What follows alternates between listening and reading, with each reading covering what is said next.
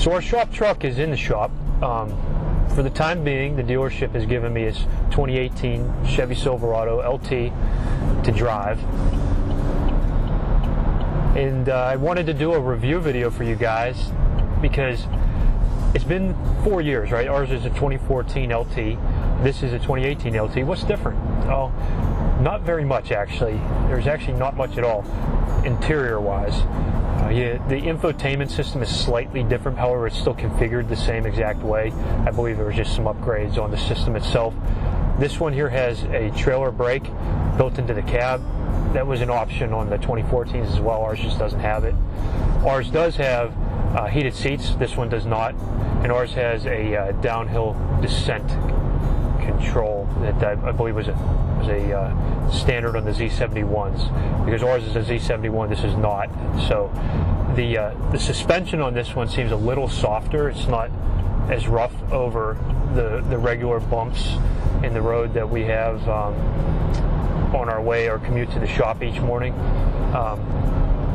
It's a little bit quieter too, so I guess the stiffer suspension of the Z71 makes the ride a little noisier, because you hear all the bumps and the rattles that happen throughout the cab. However, this one's a little softer, so it's not as pronounced.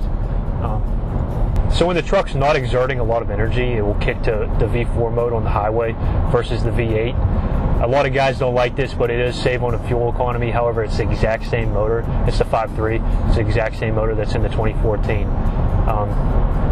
Again, I think mostly it was just little things here and there, like all the little recalls that were taking place in the earlier models of 2014 and 15 that have been taken care of here in this one.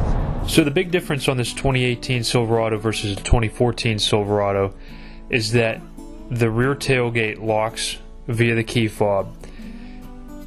The infotainment center has a few upgrades, and there's now integrated Wi-Fi into the cab of the vehicle. Aesthetically, this is a nice truck. I still prefer the grille on the 2014. It just seems a little more mean, a little more rugged. But everybody's going to have their own preference. Would I upgrade to this truck after driving it? No, there's actually nothing different between our two trucks. The 2018 and 2014 are basically the same thing in my eyes. Being that the little difference is a couple more options on the infotainment system, and it's a little quieter of a ride, but only because, again,